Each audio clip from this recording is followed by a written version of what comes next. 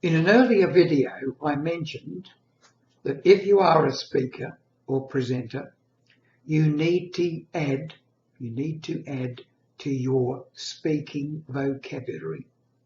I mentioned that we all have 3 vocabularies: the words that we recognize and understand, the words that we use in our writing, and the words that we use in our speaking. And that in our normal speaking, most people only use about 1,500 to 2,000 words. If you are a public speaker, you need to add to that. What sort of words do you need to add?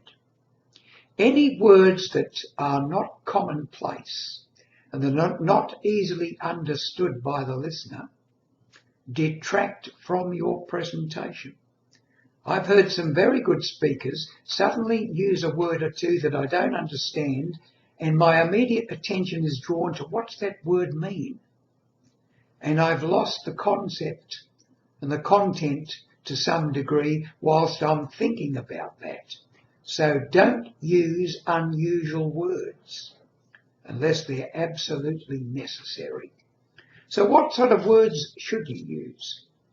The shorter the word, the better the word. If it's a 1-letter word like A, well, there's only one, isn't there? 2-letter words, great. 3-letter words, even better. 4-letter words, and they're not all swear words, and there are simply a great many of them. Ernest Hemingway, famous writer, was a master of using single-syllable words. If you can do that, you'll become a really powerful public speaker. But here's just a list of a few words, all beginning with S, most of which you will probably know the meaning of, but do you use them? I suggest what you do, play this video back and stop and make a note of the words. Any word that you don't use habitually, and you know that you don't use habitually, jot it down and make yourself familiar with it. Add it to your working vocabulary. Now here are the words. Slur, S-L-U-R, slur, slab, slob, sled, slid, slap, slop. You see how many? Just with S-L? And there's probably more. Then you've got snub, snap, snip, skip, scab, step, stab, stay, stop. I'm going to stop here. I think you'll get the idea.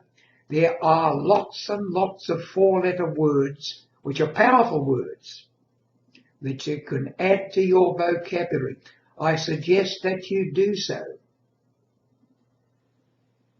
Using those short, powerful, Anglo-Saxon type words does add real power to your speaking. Learn them, use them, make a habit of using them in your presentations, and you will become a more powerful, more influential, and more persuasive speaker. And isn't that what you want to become?